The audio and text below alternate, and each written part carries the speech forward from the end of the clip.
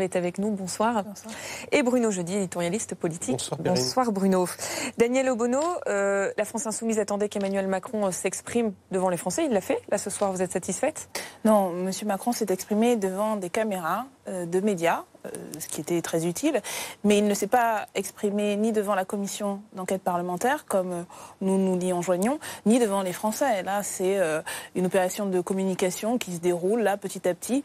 Il l'a d'abord fait, rappelons-nous-en, devant les députés de la majorité, se comportant non pas en chef d'État, mais en chef de clan, voire en chef de gang, faisant applaudir M. Benalla et fanfaronnant de manière assez puérile, en répétant qu'il est responsable, tout en sachant qu'il est irresponsable. C'est pas un homme responsable, le fait d'aller devant les caméras, de dire j'assume les décisions. Je pense que c'est une attitude vraiment c'est pas une attitude méprisante. Responsable de dire j'assume les décisions. Quand on est président de la République, dans la 5e République, on sait pertinemment qu'on est irresponsable constitutionnellement, puisqu'il ne peut être tenu juridiquement responsable d'aucun de ses actes. Donc quand il arrive en disant qu'il est responsable, c'est le monde macronien où les mots n'ont plus de sens, ou une chose de dire le contraire. Responsabilité dans sa bouche, c'est en réalité l'irresponsabilité du chef de l'État. Non, ce n'est vraiment pas sérieux. Et au fil des jours, on voit se dérouler le schéma, l'image d'un homme enivré de lui-même qui se fait applaudir par sa majorité, qui mêle les pouvoirs, on l'a vu hier à l'Amérique latine, aux côtés de tout le gouvernement, aux côtés de la garde des Sceaux, qui est censée présider à l'enquête qui va avoir lieu, aux côtés du président de l'Assemblée nationale. Où est la séparation des pouvoirs? Où est le respect de la Constitution? Nulle part. Bruno, une semaine de silence et puis là, 2 prises de parole en 24 heures. Pourquoi ce changement de stratégie? Alors 2 prises de parole différentes. Ce soir, c'est réellement une prise de parole directe. Mais il avait décidé de parler aux journalistes. Interrogé par notre confrère Mathieu Coich. Hier, c'était plutôt indirect et c'est sur les réseaux sociaux qu'ont été largement diffusées les images. Je trouve que ce soir...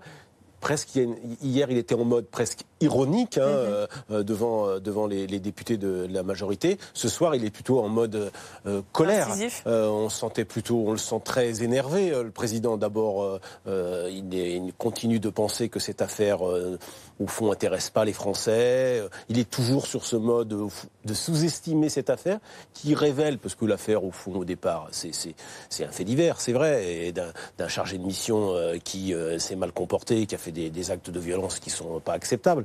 Mais ça révèle plutôt autre chose, un fonctionnement. Et d'ailleurs, il y a une enquête pour essayer de déterminer pourquoi il a eu accès à un certain nombre de droits auxquels il n'avait pas normalement accès. Donc ça révèle d'autres choses. Et on voit bien que Emmanuel Macron, là-dessus, continue de sous-estimer cet aspect-là. Après, il est très remonté contre la presse. J'allais dire, c'est assez classique. Sauf que sans la presse, on ne connaîtrait pas cette affaire. C'est un peu ça, la limite dans son argumentaire. Après, il redit qu'il est le responsable. C'est vrai, il assume, ce qui est plutôt une bonne chose, et ça manque pas de panache au passage.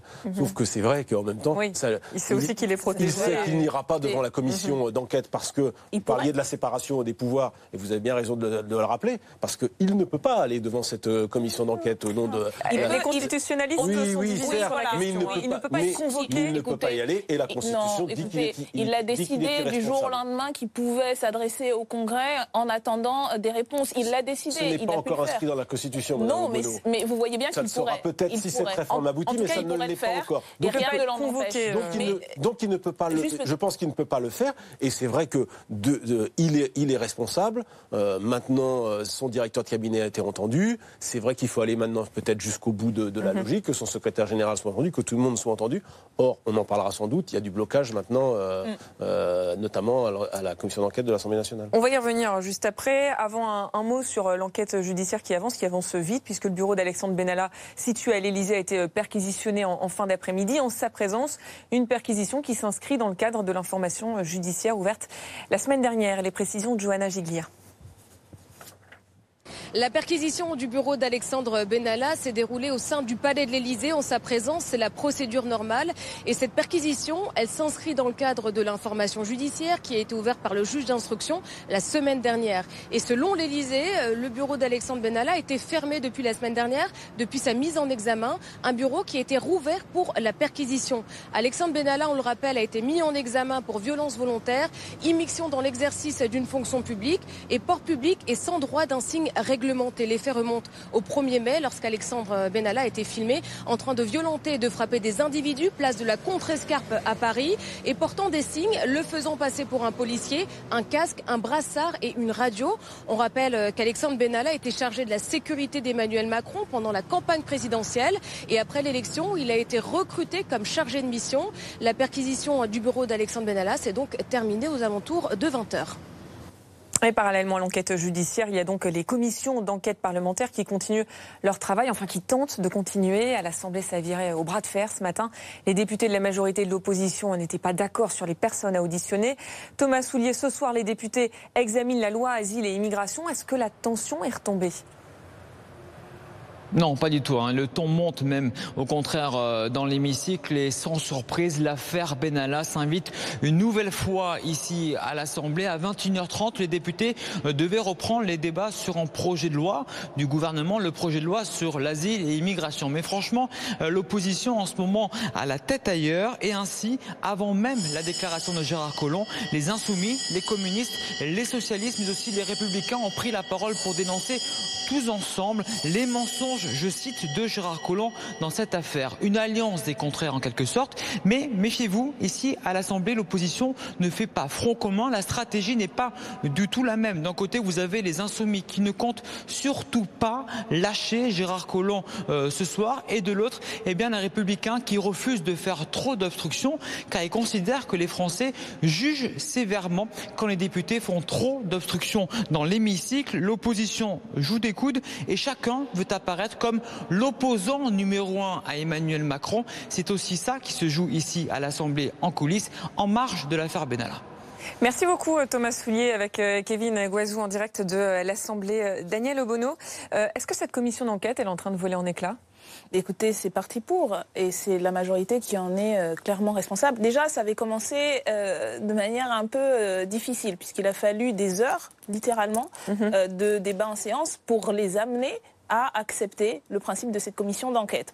Tout cela a été fait par-dessus la jambe, avec énormément de désinvolture, ce qui fait que nous n'avons pas pu travailler les premiers jours dans de bonnes conditions. Et puis là, tout d'un coup, de retour de la Maison de l'Amérique latine et après avoir été galvanisés par M. Macron, les députés de la République En Marche ont décidé de mettre un coup d'arrêt unilatéralement. Parce que vous, ce que vous vouliez, c'était auditionner Alexis Kohler notamment, auditionner encore d'autres membres de l'Élysée. Il y avait toute une liste de demandes qui avaient été faites par l'ensemble des groupes de l'opposition et nous nous sommes d'ailleurs retrouvés. Nous avions plus de demandes. Vous le savez, nous demandons à voir M. Macron. Nous pensons qu'il est possible constitutionnellement qu'il vienne se présenter. Alexandre Benalla aussi, vous demandez à le voir ? Alexandre Benalla, mais il y avait une liste qui faisait quand même accord, y compris de l'ensemble des groupes d'opposition, et nous avions soutenu la proposition de M. Larrivé. Donc toute l'opposition était d'accord sur cette liste ? Sur une liste, alors en disant, mais si on peut avoir, et ça a été soutenu d'ailleurs par M. Larrivé, en disant il était aussi d'accord pour que nos demandes soient satisfaites.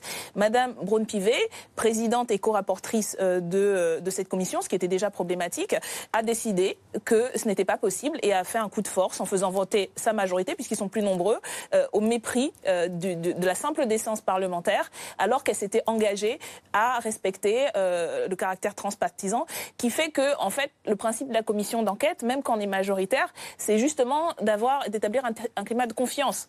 Comment voulez-vous qu'on ait confiance dans le rapport quand c'est la majorité qui a la plume et qui décide de tout ? Est-ce que la France Insoumise va boycotter les prochaines auditions ? Est-ce que vous allez quitter cette commission ? Écoutez, pour le moment, on ne sait même pas quand auront lieu ces prochaines auditions, puisque, vous le savez, la majorité a souhaité continuer, reprendre le débat sur le projet de loi immigration, asile. Or, il se trouve que c'est un projet de loi qui est préparé par la commission des lois et qu'on ne peut pas être à la fois en séance et en commission. Ce qui veut dire, si l'agenda se déroule tel quel, que nous n'aurons pas d'audition avant lundi, peut-être. Donc vous voyez bien que cette situation est inacceptable. Le Sénat continue ses auditions et on voit d'ailleurs que les auditions du Sénat va être entendu demain par le Sénat à 8h30. D'ailleurs, ce sera diffusé en direct sur BFM TV. Finalement, on l'aura, l'audition d'Alexis Kohler.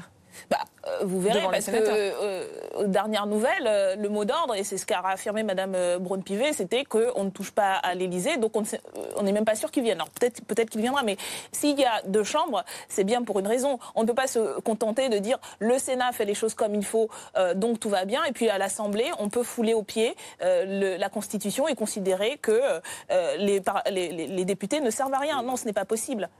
Oui, mais là, il y a une différence quand même fondamentale pour éclairer nos téléspectateurs, c'est qu'à l'Assemblée, la majorité n'est pas la même qu'au Sénat. Donc à l'Assemblée, La République En Marche et le MoDem dominent la commission des lois et la commission d'enquête, puisque c'est formé à proportion des groupes. Au Sénat, c'est le groupe Les Républicains qui est majoritaire et donc qui domine cette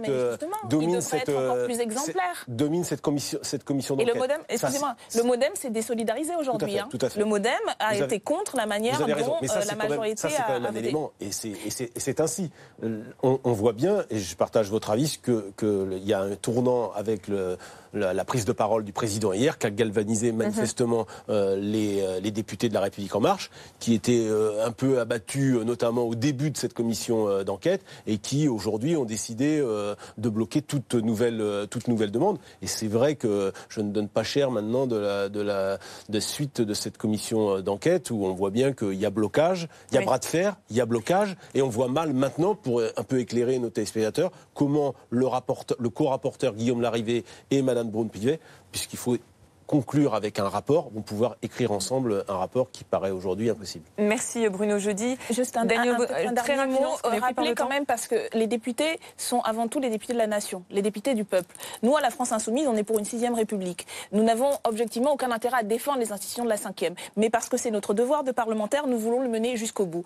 Il faut que les députés de La République En Marche se rappellent qu'ils ne sont pas les députés d'Emmanuel Macron. Ils sont des députés, des citoyens et des citoyennes qui les ont élus et attendent qu'ils fassent leur travail, c'est-à-dire contrôler l'action du gouvernement. Merci beaucoup, Daniel Obono, d'avoir été notre invité ce soir. L'autre